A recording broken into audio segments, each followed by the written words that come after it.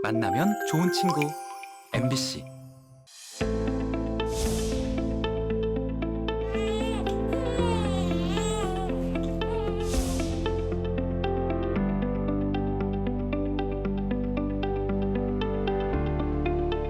먹이와 둥지 간의 상호 인과관계가 마지막 단위에 있는 출산율을 떨어뜨리는 한국적만의 독특한 현상이 아니냐라는 생각이 들어서요.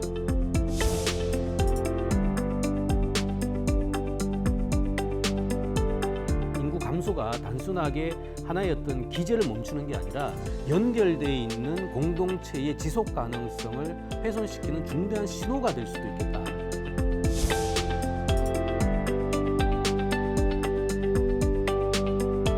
세계가 주목하는 강력한 광역 도시의 미래를 부산에서 우리는 그 힌트를 찾을 수도 있을 것이다 라고 확신됩니다.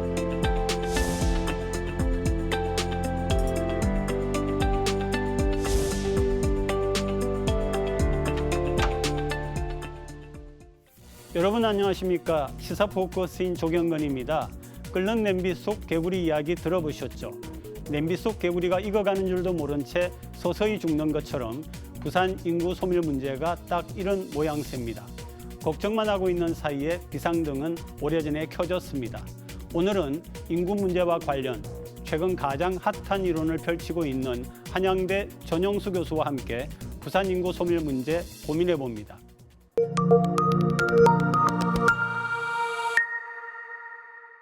네, 정 교수님 시간 내주셔서 고맙습니다. 저도 읽어봤습니다. 우리 정 교수님의 저서 인구 소멸과 로컬리즘 굉장히 우리 한국의 문제 해결에 도움이 된다고 생각을 하고요. 특히 그 중에서 아주 훌륭한 비유를 하나 봤습니다. 먹이가 없어 서울에 왔더니 둥지가 없어 알을 낳지 못한다. 우리 한국의 현실을 꿰뚫는 그런 비유가 아닌가 싶은데 먼저 설명 좀 부탁드리겠습니다. 특정 공간, 특정 사회에서 인구 구조가 변하는 것은 굉장히 다각적인 원인에 의해서 복합적인 관계성을 가지고 사실은 만들어내는 결과치인 거거든요. 네네. 그래서 특정 사회에서 설명력이 높은 변수가 또 다른 사회에서는 또 아닐 수도 있는 거고요. 이런 것들을 종합적으로 봤을 때 아마 보편적으로 지적되거나 평가되는 것들이 소위 고용의 불안, 즉 먹이가 없거나 취약하기 때문에 가족을 결성하는 그리고 알을 낳는 방식들을 좀 거부할 것이다라는 추정이 하나가 있는 거고요. 결국 이제 젊은 친구들에게 고용의 안정성을 제공해 준다면 그렇다면 이제 알은 조금 더 잘 낳지 않을 것이냐라는 이제 논지가 하나가 있는 거고요. 두 번째는 어쨌든 우리가 알을 낳으려면 먹이만큼 중요한 게 사실은 둥지죠. 그럼 있어야죠. 둥지도 안정적인 있어야 집이 맞습니다. 있어야 되는 네네. 거니까 결국 이 주거 안정성도 사실은 우리 알을 결정하는데 굉장히 중요한 변수가 아닐까라고 또 살펴봤죠. 근데 특히나 한국적인 사회에서는 이 전출입이라는 단어에서 확인됩니다만 사회 이동이라는 게 다른 나라에서는 찾아보기 힘들 정도로까지 굉장히 보편적이면서 굉장히 또 일반적인 방식으로 퍼져 있죠. 그러다 보니 먹이가 없어서 이 먹이를 찾아서 지방을 고향을 떠나서 서울 수도권으로 올 수밖에 없는 거고요. 이렇게 먹이를 찾아서 서울 수도권에 와서 다행스럽게 먹이는 찾았는데 중요한 건 이제 둥지를 찾아야 될 텐데 둥지는 우리 고향에서는 쉽게 만들지만 그렇죠. 서울 수도권에서도 너무 만들기 어렵죠. 비싸가지고. 그렇죠. 네네. 그러다 보니 먹이는 충족을 했습니다만 둥지가 없어서 알을 못 낳는 거 아니냐라는 이 사회 이동과 관련돼 있는 소위 먹이와 둥지 간의 상호 인과관계가 마지막 단위에 있는 출산율을 떨어뜨리는 한국적만의 독특한 현상이 아니냐라는 생각이 들어서요. 그 점에 우리는 사실 주목을 해야 되고 그로부터 문제 해결의 출발점을 삼아야 될 것이다라고 보는 거죠. 우리가 사용하는 용어가 인구 감소, 그다음에 인구 위기, 드디어 이제 인구 소멸 이야기를 하거든요. 부산도 여기에 해당된다고 보십니까? 사실 소멸이라는 단어 굉장히 쓰고 싶지 않은 네, 단어이긴 네. 합니다. 인구 감소의 수준, 범위 혹은 깊이가 우리의 추정 편차에서 벗어나 있다는 것은 사실인 것 같습니다. 그 얘기인즉슨 우리가 문제를 정확하게 읽어야 그거에 맞는 해법도 찾듯이 이 현실에 대한 정확한 인식이 전제가 돼야 되는 것인데 그 전제 하에서 예를 들어 위기감을 높이는 필요에 의해서 뭐 소멸이다. 뭐 절멸이다, 뭐 이런 단어를 쓰는 건 어쩔 수 없겠습니다만, 뭐 쓰고 싶지는 않은 그런 단어이기는 합니다.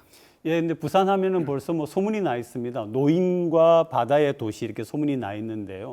결국 청년들이 유출되고 아이를 낳지를 않고 노인은 증가하고 이렇게 되는 건데 결국 부산 혹은 부산 경제, 부산 삶은 어떻게 될까요? 이렇게 되면은. 네. 결국 그 인구 변화라는 것은 사실 사회 변화, 시대 변화의 가장 그 밑단에 있는 그 중요한 가장 중요한 기반이 그렇죠. 네.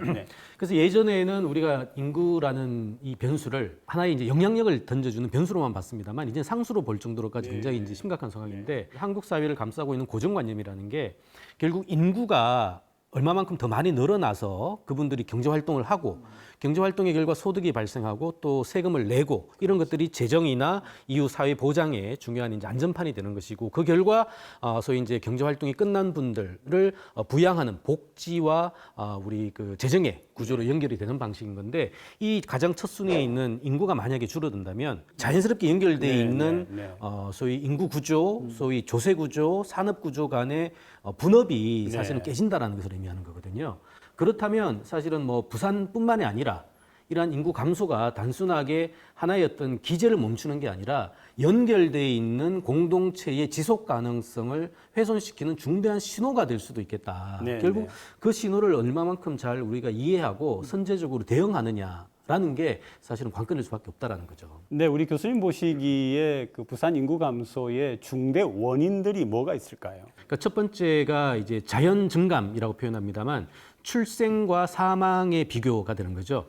그러니까 출생은 보통 사망보다 많았기 때문에 인구 보너스라는 단어를 쓰듯이 끊임없이 경제 활동 인구를 이제 공급하는 상황이 됐습니다만 사실 이제 우리 광역 대도시 안에서는 유일하게 부산이 최초로 자연 감소가 발생했던 자연 감소가 지역이죠. 결국 태어나신 분들보다 돌아가시는 분이 더 많은. 근데 문제는 또 초고령화라는 단어도 지금 부산은 쓸 수 있거든요. 그렇습니다. 그리고 우리가 전체 인구에서 65세 이상 인구가 차지하는 비율을 얘기하는데 우리 대한민국 전체 평균이 아마 17%, 8% 정도 수준인데 부산은 지금 22% 가깝게 되거든요. 결국 뭐냐면 여전히 초고령 사회를 선두에서 이제 좌지우지할 정도로까지 아직까지 이제 65세 이상 인구가 많다라는 것을 의미를 해요. 결국 뭐냐면 아직까지도 사망의 잠재적인 어떤 그 변수들이 더 많다.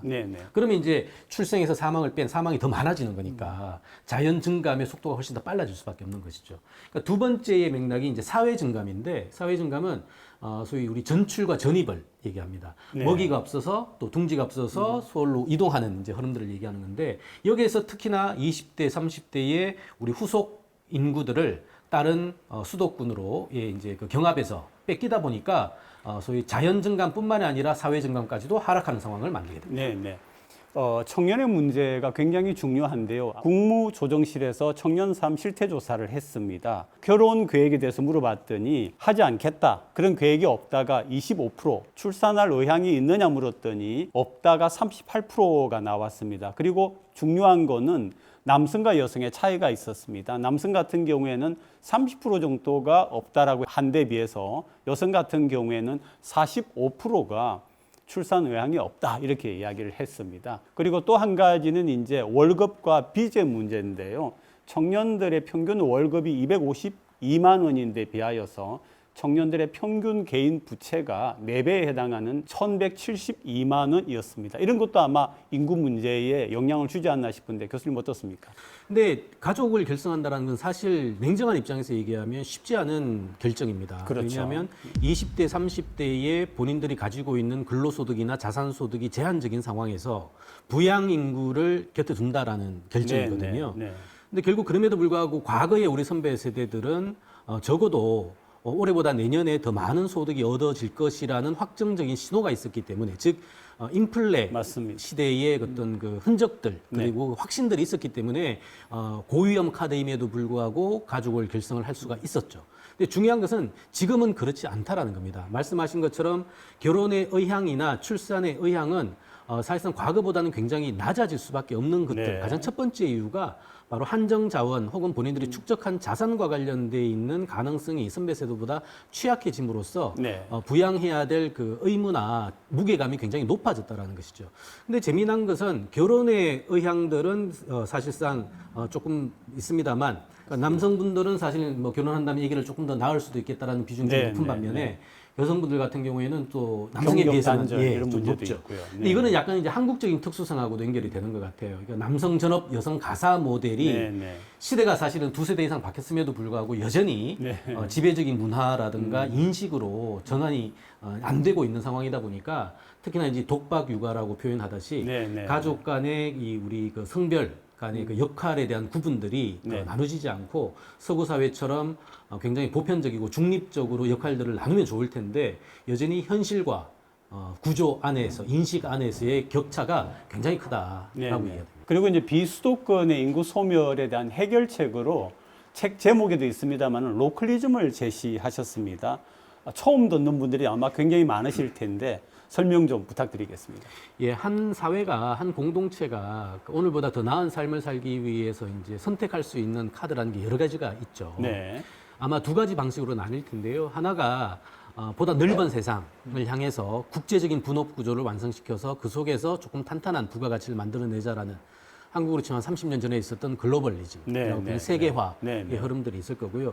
그 결과 한국은 굉장히 짧은 시간에 고도 성장을 만들어냈던 또 성공의 신화도 가지고 있는 거고요.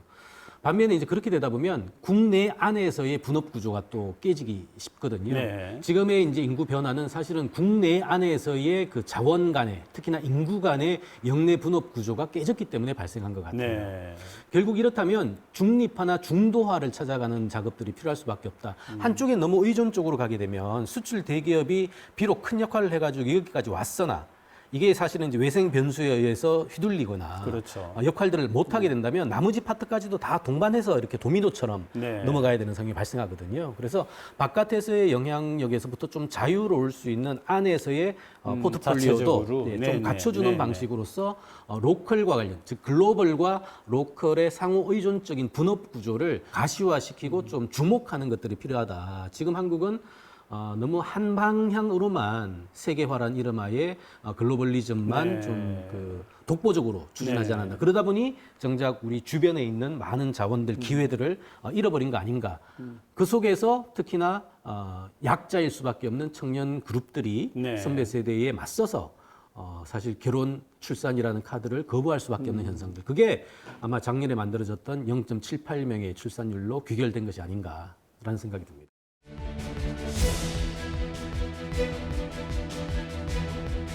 저는 노인과 바다라는 사실은 부산이 가질 수 있는 가장 치명적인 약점이지만 뒤집어 얘기하면 부산밖에 없는 가장 강렬한 그 호재일 수도 있겠다.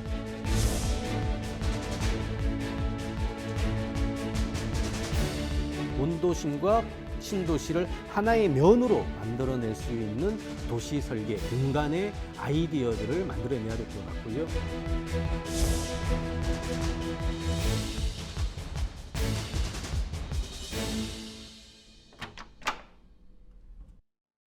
일반적으로는 자기가 사는 지역에는 가치 있는 어떤 자원이 없다고 생각하지 않습니까? 근데 우리 교수님은 보시기에 그게 아니다. 충분히 자체적으로 그 지역마다 발굴할 수 있는 게 있다. 이런 전제를 가지시는 거죠. 결국 정리하면 우리가 자산이라는 것은 자본, 우리 플러스적인 네네. 자본만 있는 게 아니라 마이너스적인 누구나 사실 감추고 싶고 지역에 얘기하면 아까 노인과 바다라는 포인트는 네네. 똑같은 거죠. 네네.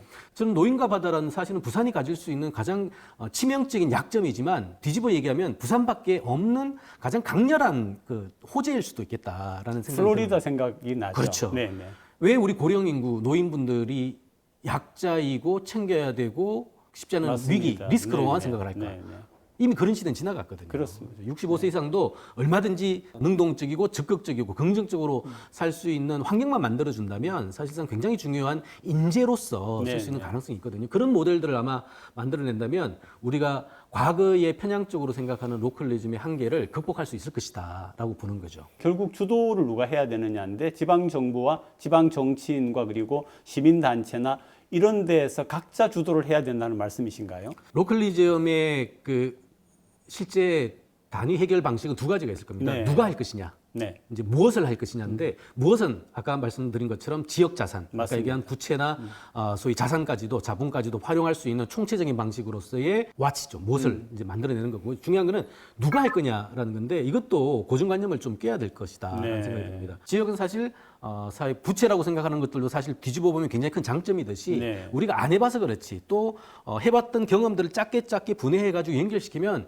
중앙이 가지고 있는 이 범용적인 방식보다 훨씬 더 구체적이면서 훨씬 더 효율적인 방식으로 자산의 연결을 만들어낼 수가 있거든요. 그래서 행정이라 하더라도 중앙과 맞설 수 있는 지자체의 행정이 있는 거고요.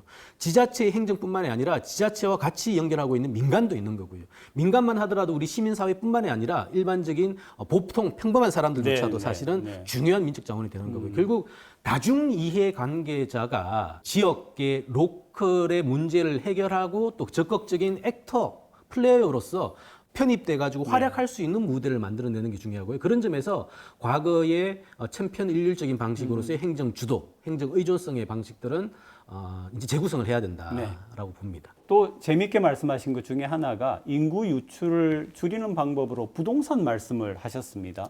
부동산하고 인구 유출 어떤 관계가 있습니까? 최근 한 10년 동안 가장 그 변수 영향력이 커진 게 저는 아마 둥지 이슈라고 보는 네, 거고요. 네. 그게 부동산이라고 그렇죠. 봅니다. 그러니까 단순한 인플레이션을 넘어가지고 특히나 청년 세대의 축적 자산도 없고 근로소득도 불안한 가운데 굉장히 그 허들이 높아진 주거의 안정성을 획득한다라는 것은 부모 찬스 없이 사실은 쉽지 않은 네. 과제가 된 거죠. 네. 그러다 보니 결혼은 하고 싶고 본능이다 보니 설사한다 하더라도 자녀는 또 출산을 하지 않는 방식으로 전이가 되는 네. 거거든요. 그렇다면 청년 세대들이 최종적으로 출산이라는 카드를 선택할 수 있을 정도의까지 가능성을 생각한다면 그 허들의 높음 정도를 하나하나 낮춰주는 것들이 굉장히 중요하고요. 네. 그런 점에서 인구 대응, 인구 구조와 관련되어 있는 정책적인 어떤 카드는 굉장히 다각적으로 이루어져야 된다.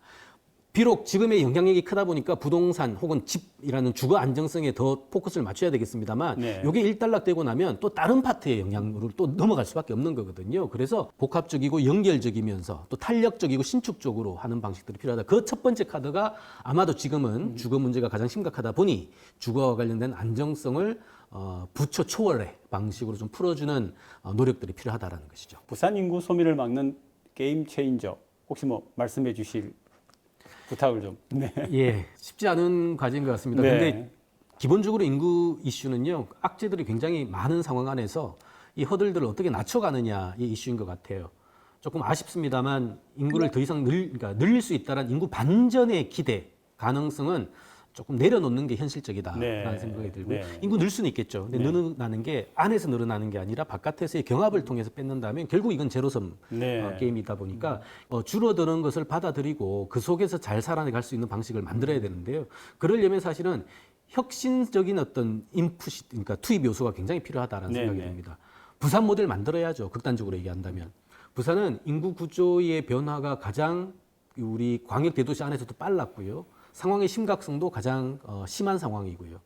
그 얘기는 평균적으로 봤을 때 평균을 추동하는 굉장히 좋은 모델일 수 있다는 네, 거거든요. 아픔이 큰 만큼 사실 그 아픔 안에서 우리가 새로운 가능성을 타진할 수 있는 또 제도도 될 수 있다고 보는 거죠. 네. 그런 점에서 소위 인구 구조의 패턴이라든가 변화의 양들을 생각할 때 부산의 그 넥스트 카드, 다음 카드를 어떻게 만들어내느냐는 굉장히 중요한 변수가 될 수밖에 없습니다. 대표적인 게 바로 도농의 격차 이슈인데요. 네. 서울 수도권과 부산의 이슈를 조금 더 분해하면 부산 안에서도 이미 영내의 분업 구조가 깨져 있는 경우가 굉장히 많아요.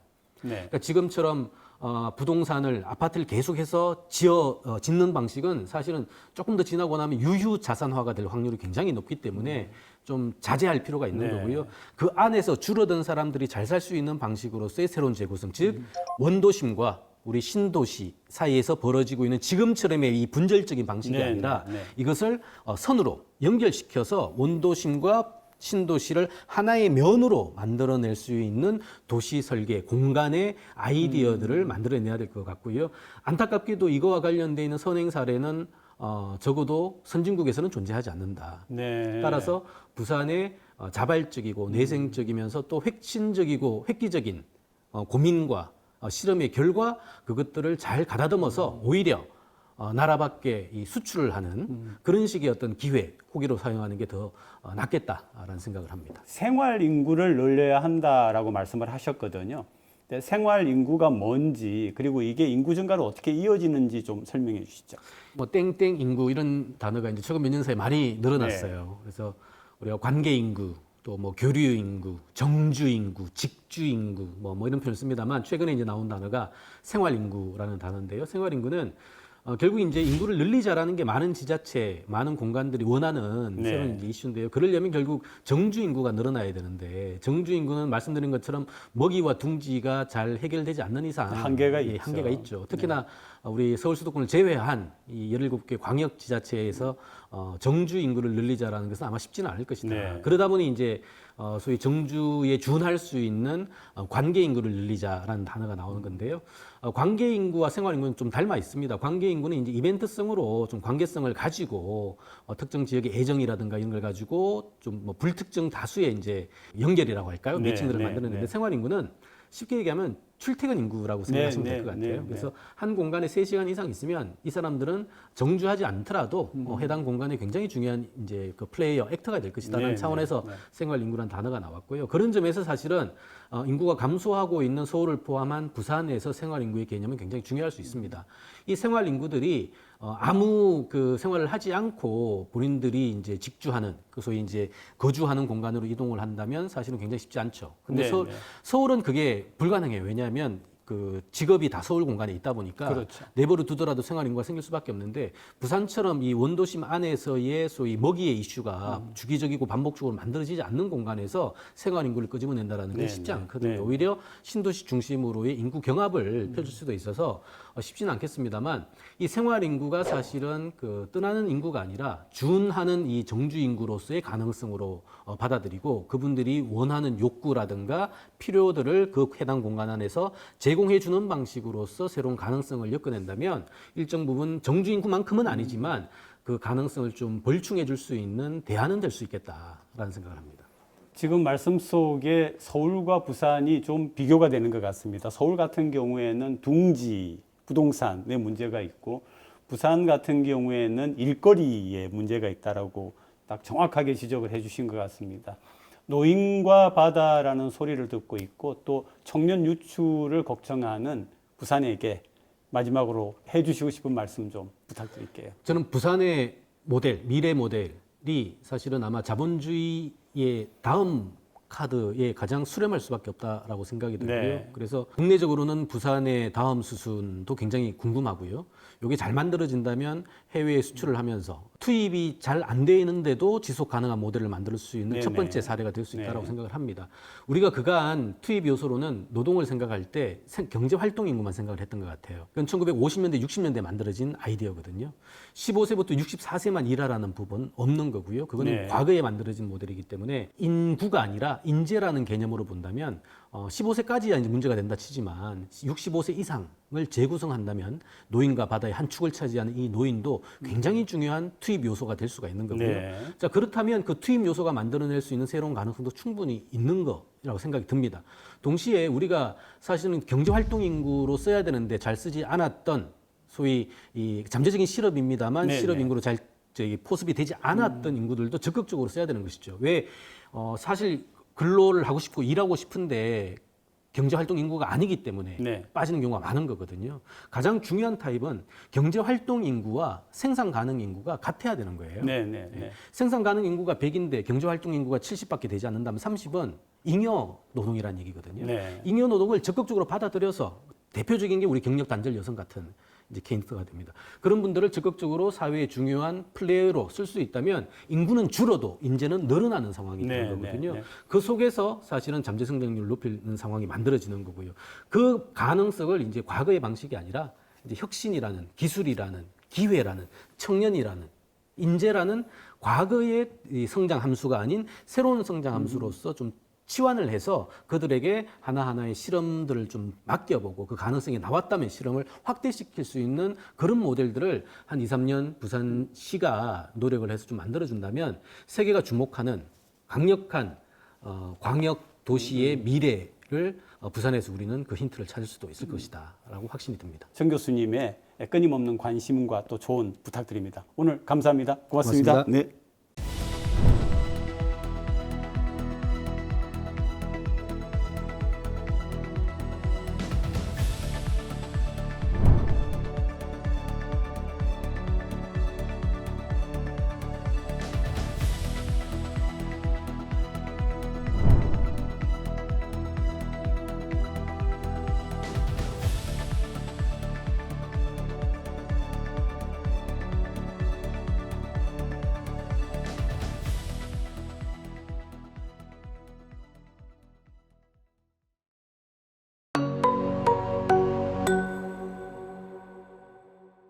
한 주간 주요 뉴스를 분석해드리는 뉴스앤 이슈. 오늘도 부산시의회 서전 의원, 이준호 의원 두 분 함께합니다. 어서 오시죠. 네. 맞습니다. 최근 발생한 오송 지하차도 사고는 3년 전 부산 초량 지하차도 사고와 판박입니다. 둘 다 인재였습니다. 초량 지하차도 사고 이후 부산 지역 지하차도는 얼마나 달라졌을까요? 먼저 영상 보시고 얘기 나누겠습니다. 3년 전인 2020년 7월 발생한 부산 초량동 지하차도 침수 사고. 시간당 최대 80mm의 폭우에 터널 내부가 순식간에 물에 잠기며 차량 6대가 침수돼 3명이 숨졌습니다. 침수 위험 3등급인 초량 지하차도는 호우 경보 시 통제돼야 했지만 관할 지자체는 손을 놓고 있었습니다. 홍천하고 또 저희가 이제 수정천이라고 조그만 천이 있는데 그게 범람을 해가지고 저희가 이제 거기 이제 우선은 이제 범람을 하니까 두 군데. 이번 오송 지하차도 사고도 똑같았습니다. 침수 4시간 반 전, 지하차도 옆 미호천교엔 홍수 경보가 내려졌고 2시간 전에는 금강 홍수통제소에서 관할구청에 직접 전화해 경고했습니다. 오송 지하차도 역시 초량 지하차도와 같은 침수 위험 3등급 시설이었습니다. 홍수 경보가 있었지만 지하차도 내에 있는 CCTV를 통해서 통제할 수 있는 범위 내에 있었다고는 판단하에 통제를 하지 않았습니다. 침수 방지를 위한 배수 시설도 소용없는 건 마찬가지였습니다.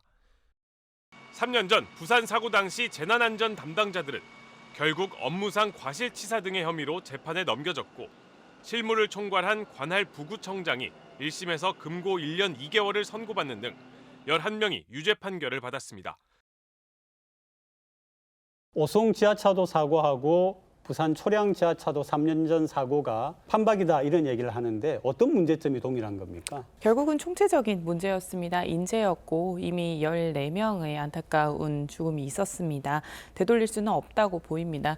다만 원인은 더 명확하게 분석이 되고 있는데요. 네. 인근의 미호강이 이제 범람이 우려가 돼서 임시 제방을 하고 있었지만 붕괴가 된 점, 그리고 이제 강이 범람을 하면서 침수 위험이 있었지만 자동 진입 차단이라든지 이런 시설이 없었기 때문에 안일하게 대처를 하고 이 부분에서 침수 신고에 대한 2차례 접수가 있었지만 정확한 터널로 가지 않고 오히려 다른 터널로 경찰이 네. 출동을 하면서 이 부분의 침수 사고가 전혀 관리가 되지 않았던 것이 큰 문제라고 보입니다.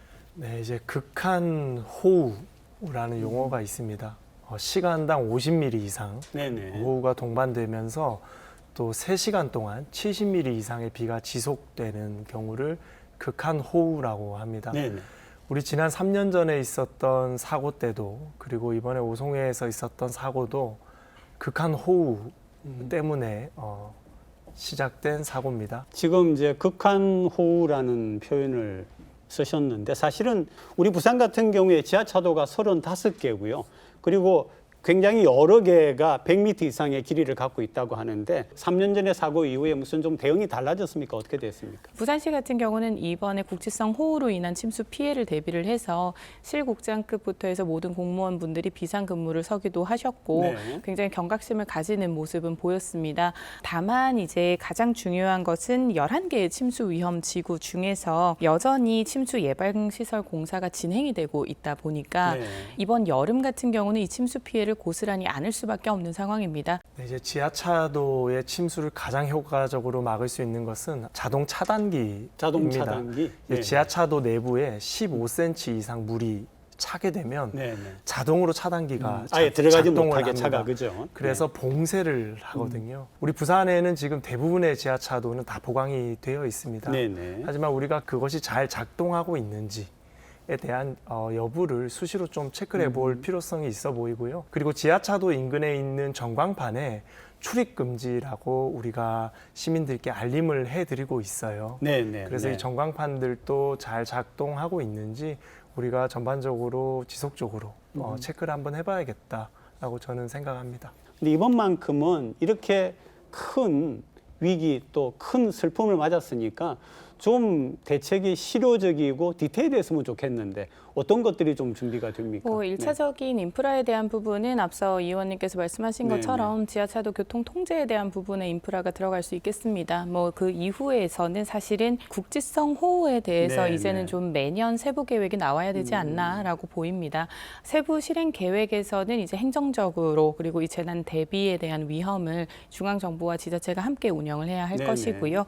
그 외에는 현재 지금 진행하고 있는 배수 펌프장이라든지 이 침수 피해를 좀 줄일 수 있는 이 행정 절차가 좀 신속하게 움직여야 될 필요가 있습니다. 네, 우선은 행정과 시민들의 노력이 함께 가야죠. 실제로 이번 폭우 때도 실국장급들 이상의 이런 공무원들은 다 비상대기를 부산시내 했었어요. 더불어서 시민들께서도 행정의 권고, 이 권고에 대해서는 적극적으로 따라주셔야 그럼요. 됩니다. 네. 그래서 저는 공직기강이 더 강하게 유지돼야 되고 시민들께서도 공직에 있는 권고를 분명 따라주셔야지 우리가 더 안전할 것이다라고 생각합니다. 이번에 언론 보도를 보니까 중앙정부 같은 경우에도 환경부, 국토부, 그리고 또 행안부, 이건 뭐 좀 유기적이지 않은 부분이 좀 있는 것 같은데요. 짚고 넘어가지 않을 수가 없는 네. 것이 이번 이 침수 같은 경우는 국가적 재난 아니었겠습니까? 그렇죠. 하지만 대통령께서는 우크라이나에 계셨고 영부인께서는 쇼핑 논란이 있었고요. 재난에 대한 경각심의 문제입니다. 네. 국가는 우리 국민을 반드시 지켜줄 것이라는 믿음을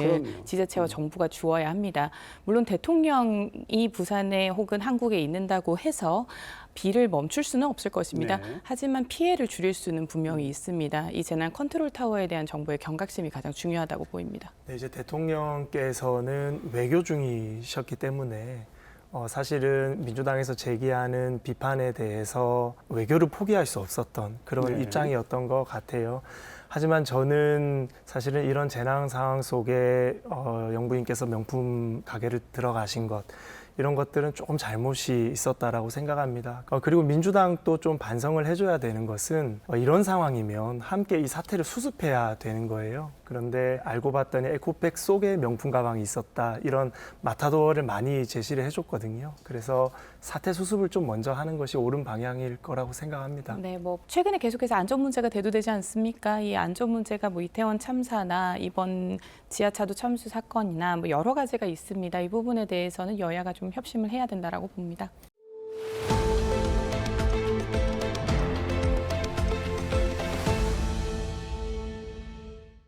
지난해 말부터 부산 경남을 합치는 행정통합이 추진되고 있지만 정작 시도민 10명 중 7명이 행정통합 자체를 모르고 있습니다. 이쯤 되면 행정통합 흐지부지 될 가능성이 높다는 지적입니다. 부산시와 경남도를 하나의 지자체로 합치는 행정통합. 지난 정부에서 승인한 부울경 특별연합을 폐기한 뒤 경남도가 제시했던 대안 중 하나입니다. 다음 지방선거에는 통합지자체에서 한 명의 단체장을 선출할 수 있도록 2026년까지 추진하겠다는 계획까지 밝혔습니다. 하지만 뜻대로 실행되진 않았습니다. 울산시는 처음부터 빠졌고 부산 경남 주민 10명 중 7명이 행정통합에 대해 아예 모른다는 여론조사 결과가 나온 것입니다. 심지어 찬성보다 반대가 높게 나와 추진 동력도 꺾이게 됐습니다. 짧은 기간이었고 또 우리 도민들에게 충분하게 통합의 장단점을 알리고 정확한 정보를 제공하는 그런 이제 기회나 이런 게 좀 적었지 않나. 높은 반대 여론에도 부산 경남은 행정통합 논의를 이어가겠다고 밝혔습니다. 시도만이 하는 게 아니라 부산과 경남의 여러 이 전문가들과 함께 좀 공론화 과정이 좀 더 필요하다. 문제는 시기입니다. 주민투표 혹은 이에 준하는 강력한 지지 여론과 특별법 제정까지 필요한 만큼 2026년 추진은 이미 어려워졌다는 게 중론입니다. 자, 부산 경남 행정통합 추진 배경부터 좀 얘기해 주시죠. 네, 이제 지난해 말에 박완수 우리 경남지사께서 박형준 부산시장께 네. 제안을 하나 했습니다. 네. 이제 우리 경상권이 많이 어려우니까 경남과 부산이 하나가 되는 게 어떻겠냐라는 제안을 해주셨어요. 그리고 그 제안에 박형준 시장께서 긍정적인 기류로 검토를 해보겠다라는 대답을 드렸죠. 올해 2월에 이 통합을 의논하기 위한 실무협의단이 완료가 됐습니다. 네. 그래서 우리가 구체적으로 어떤 방법론으로 통합을 추진할지에 대해서 의논을 조율할 수 있는 기구가 생긴 것이고요. 올해 4월에 1차 토론회, 그렇죠. 2월에 2차 토론회를 거쳤습니다. 이것이 지금 당장 통합을 하겠다라는 것이 아니고 어떻게 하는 통합이 더 이로울 것인지, 통합을 하는 것이 옳은지 아닌지 이런 것들에 대한 논의를 이제 하게 되는 것이죠. 그저 보여주기식이다. 그리고 부정적인 여론을 잠재우기 위해서 던진 화두다라고밖에 말씀을 드릴 수가 없는 것이 부울경 특별연합을 그대로 진행했으면 될 일입니다. 하지만 굳이 그 결의안을 없앴고 특별법을 통해서 이제 확보받았던 예산이나 사업들이 이제 모두 사라졌습니다. 네. 그리고 경제동맹이라는 것을 출범을 시켰고요. 네. 이 경제동맹의 사업을 보시면 2030 부산 세계박람회 유치, 가덕도 신공항과 진해 신항건설, 광양 철도망 구축 이런 등으로 그냥 각 시도가 하면 되는 사업입니다. 원래 각 시도의 사업이었고 이것을 그냥 합친 느낌이고요. MOU만 맺어도 가능한 일이었고 남북권 관광벨트처럼만 진행이 돼도 네. 되는 사업을 경제동맹이라는 것으로 그냥 부정적 여론을 감추고 있습니다. 그래놓고 행정통합을 또 이야기를 하고 있습니다. 경제동맹이 판단되기도 전에 출범하는 부분에 대해서는 과연 그 실효성을 생각을 하시고 이야기를 하는 것인가 의문이 들지 않을 수 없습니다. 어려울 때는 뭐라도 해봐야 되는 거예요. 저는 박형준 시장님을 아주 높게 평가하는 것이 자꾸 도전하는 시장입니다. 우리 부산이 아주 어렵기 때문에 계속 도전해야 되는 거예요. 엑스포도 마찬가지고 우리 행정통합도 마찬가지고 우리 부산의 미래를 위해서 계속 도전해 나가야 되는 사업임에는 분명합니다. 시장님께서 무리하게 한다라는 것이 아닙니다. 당연히 주민들의, 시민들의 의견 수렴도 할 것이고요. 다양한 사회적 합의 과정을 도출하겠죠.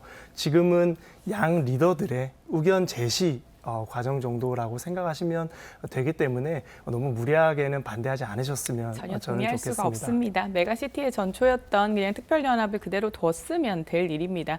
지난 5월하고 6월에 이제 두 차례 주민 4천여 명을 대상으로 벌인 이 행정통합 여론조사 자체에서도 보시면 70% 이상이 모른다고 응답을 하셨고 네. 심지어 지지도 하지 않는 반대하는 의견이 또 높았습니다. 네. 이전에 부산에서 부울경 특별연합에 대한 설문조사를 했었을 때는 행정통합보다 그 특별연합에 대한 지지도가 10% 더 높았습니다.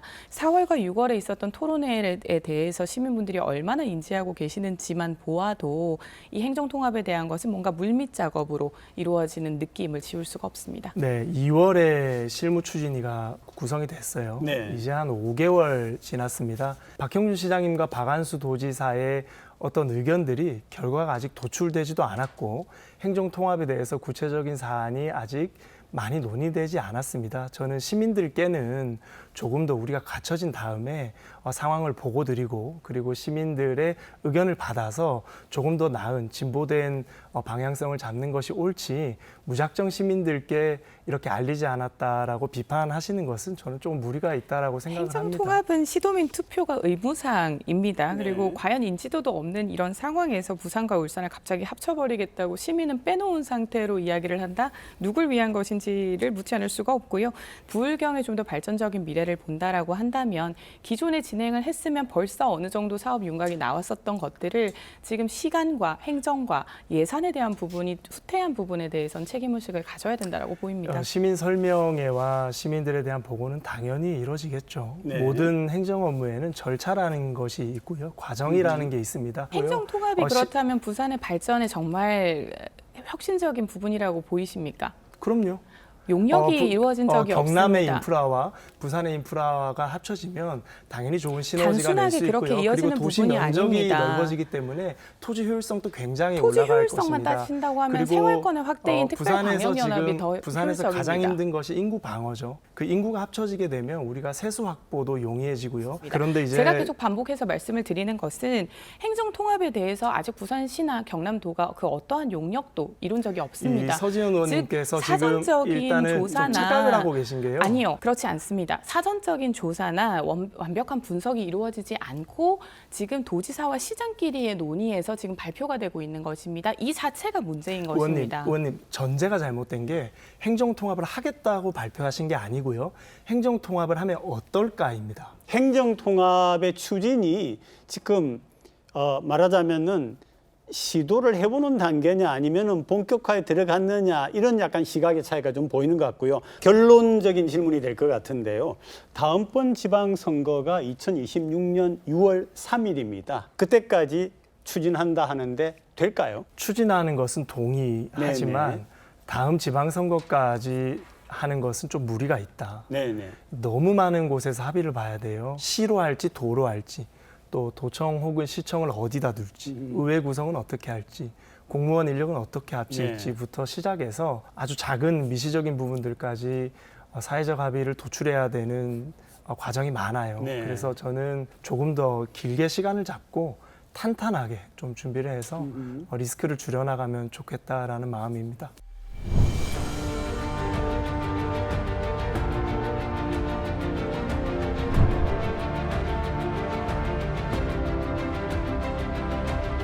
큐브에 뭐가 많이 꽂혀있길래 궁금해서 뭐지 하고 딱 봤는데 경매장이었어요.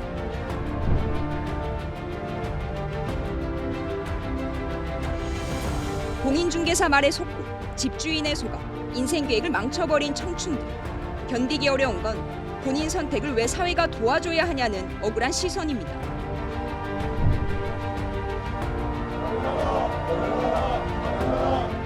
전세 사기는 개인의 잘못이 아니라 사회적 재난이다. 정부가 대책 마련하라.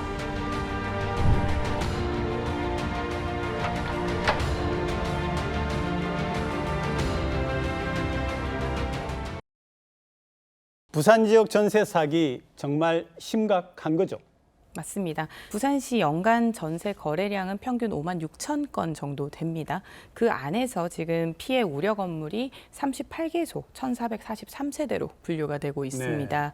부산시에는 현재 전세사기 피해 지원센터 TF가 운영을 하고 있습니다.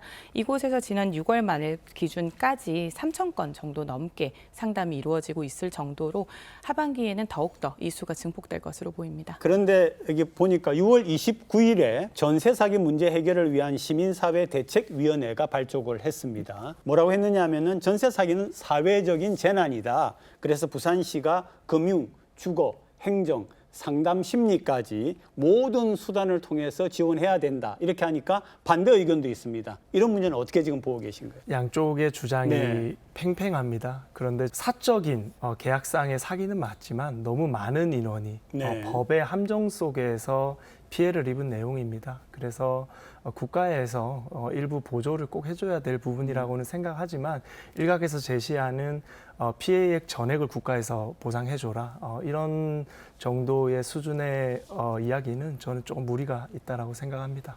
네, 저는 전세 사기 같은 경우는 사회적 재난이 맞다라고 네. 봅니다. 사기라는 것 자체가 경제적 살인이 아니겠습니까? 규모도 앞서 말씀드린 것처럼 소수가 아니라 다수입니다. 이들이 한 푼 두 푼 모아서 처음으로 목돈으로 자신의 시작이 되었던 그 집이 좌절로 맞이했을 때 결국 이들이 사회로 원활하게 복귀를 해서 다시 우리 사회의 건강한 구성원이 될 수 있게끔 지원을 해줘야 하는 것은 우리 지자체의 네. 역할이라고 생각을 합니다. 그래서 저는 이번에 박형준 시장님께서 좀 굉장히 시의적절하게 좀 빠르게 그 전세 사기 TF 구성을 지시를 하셨고 그래서 건축주택국에서도 이렇게 좀 진행을 한 부분이 있었습니다. 그에 따라서 이제 법적 근거와 조금 더 촘촘하게 안전망을 만들기 위해서 의회 차원에서도 패키지 입법을 하게 된 것입니다. 이제 그러한 부분에서 우리가 2030 세대가 좌절을 잘 딛고 사회 복귀를 할 수 있게끔 이 재난 사태를 슬기롭게 극복해야 어느 한다고 정도는 보입니다. 사회적 재난의 개념이 지금 반영이 된 것 같은데요. 그 재난이라는 표현까지는 좀 강하고 사회적 아주 큰 문제는 네. 분명합니다. 그래서 국회에서 특별법이 네. 의결이 되고 시행이 됐죠. 하지만 그 특별법이 한 2년 정도의 시간만 벌어졌을 뿐입니다. 네. 그렇기 때문에 우리가 그 2년 시간 동안 정말 근원적인 문제를 찾아서 해결을 꼭 해야 된다라고 생각합니다. 특별법 지금 언급을 하셨는데 실효성이 없다는 지적이 나옵니다. 그 부분도 얘기 좀 해주시죠. 네, 이번 특별법 같은 경우는 어쨌든 피해자를 구분하는 부분에 조금 집중을 하고 있습니다. 네. 그래서 피해자를 지정을 하고 그리고 그 지정에 따라서 또 지원을 하게끔 일부 지원을 할 수 있게끔 국토부가 이제 제정한 특별법인데요. 이 특별법은 전세 사기가 이제 조금 성행을 하기 시작을 할 때 피해가 도출이 되기 시작을 할 때 만든 만들어졌기 때문에 정말 다양한 피해 사례가 있음에도 이 부분을 모두 담고 있지는 못합니다. 오히려 피해자로 등록이 되고 나서도 네. 지원을 받기 위해서는 약 6가지의 조건에 부합을 해야 하는 등 굉장히 행정적으로 높은 벽을 실감하게 네. 하고 있고요. 사각지대 해소가 되지 않는 점 등을 통해서 반쪽짜리 법이다라는 부분이 피해자들에게서는 굉장히 성행하는 표현입니다. 그런 6가지의 벽이 있다라고 하는데 그게 꼭 필요한 거였습니까? 네, 이 발단을 네. 잘 알아야 돼요. 네네. 지난 정부에서 있었던 임대차 3법, 네네. 임대차 3법. 그 아주 악법이었거든요. 그 법 때문에 전세금이 폭등하기 시작했고 대출이 성행하기 시작했죠. 그것이 발단이 돼서 지금의 이런 사회적 문제를 야기를 했습니다. 그래서 이 특별법의 2년이라는 시간이 우리가 주어졌으니까 그 기간 동안 이 근본적인 것에 대한 이제 네네. 이유를 해결해야 돼요. 그래서 그것이 꼭 돼야만이 앞으로 추가적인 피해자들이 나지 않기 때문에 우리가 근원 해결의 모든 것을 걸어야 되겠다라고 생각하고, 사실은 저는 오늘 서지현 의원님을 계속 싸우기만 하다가 오늘 되게 칭찬을 해드리고 싶어요. 네, 좋죠. 네. 전국 최초로 우리 부산시 의회가 패키지 입법을 그러니까요. 시행을 네. 합니다. 서지현 의원님이 아주 좋은 아이디어를 내주신 걸로 알고 있고, 또 토론회에서 여당 의원님, 야당 의원님들이 다 같이 앉아가지고 이 우리 전세 피해 보신 분들의 마음을 안아드리기 위해서 노력하시는 모습에 저는 참 좋은 인상을 받았거든요. 네, 뭐 저 혼자 할 건 아니고요. 저희 건설교통위원회 상임위원님들과 모두 이제 네. 소통을 해서 이제 이 과정이 만들어졌습니다. 네. 피해자분들께서 그동안 상담을 통해서 호소하셨던 다양한 부분들이 있습니다. 사실 자산 가치가 굉장히 떨어지는 건물에 살고 계시기 때문에 우선 매수권을 받게 되더라도 네. 이 부분에 대해서 부담이 되는 부분이나 그리고 20년 동안 보증금을 대출을 갚게끔 정부가 마련은 했지만 결국 빚에 빚을 또 더해야 되는 부분이라든지 이런 부분을 일일이 안아드리지는 못하지만 이후의 피해에 대한 예방도 좀 할 수 있게 교육에 대해서 좀 강화하고 공인중개사에 대한 부분도 조금 더 투명하게 관리를 하는 부분, 그리고 뭐 이사비라든지 주거에 대한 지원을 할 수 있는 법적 근거들을 모두 마련을 했습니다. 그동안 다른 지자체에서는 하나하나씩 법안이 조금 발의가 됐었다면 이번 부산시의회 같은 경우는 청년기본법까지 포함을 해서 네. 좀 통합적으로 이 주거 기본권에 대해서 좀 관리를 하고 특히 취약계층에 대해 보호할 수 있는 법안을 만든 것입니다. 정말 두 번 다시는 이런 사태가 발생하지 않겠다는 의지가 보이는 것이죠. 두 분 정말 고맙습니다. 네.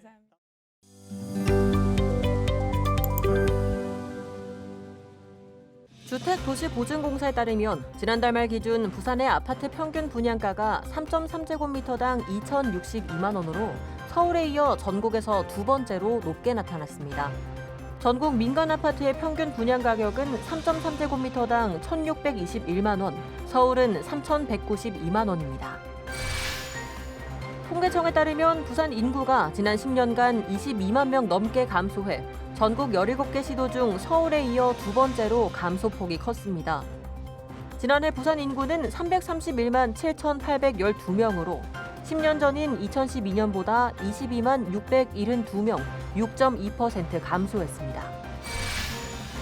부산시가 대중교통 통합 할인제인 동백패스를 다음 달 1일부터 본격적으로 시행합니다. 동백패스는 부산의 대중교통을 월 4만 5천 원 이상 이용하면 월 9만 원까지 초과 사용액을 동백전으로 환급해주는 제도로 전국에서 처음 시도되는 겁니다. 부산시가 시립아동병원 건립을 추진합니다. 부산시는 용역을 통해 건립 타당성이 입증되면 이르면 2028년 시립아동병원을 개원하기로 했습니다. 이와 함께 기존 달빛 어린이 병원 3곳에는 소아 전문 응급 서비스 공간을 조성하고 의료 인력도 지원하기로 했습니다. 광역자치단체 간 행정통합은 매우 강한 리더십이 존재하거나 급격한 사회 변동 시기에나 가능합니다. 그만큼 실현이 어려운 과제라는 건데, 그래서 경제와 사회 영역의 기능을 먼저 통합하는 경우가 일반적입니다. 행정통합을 처음 주장한 경남도지사의 의도가 진정성이 있는 것이길 바랍니다. 시사 포커스인 다음 주 일요일 아침에 다시 찾아뵙겠습니다. 고맙습니다. No, I'm not colorblind. I know the world is black and white.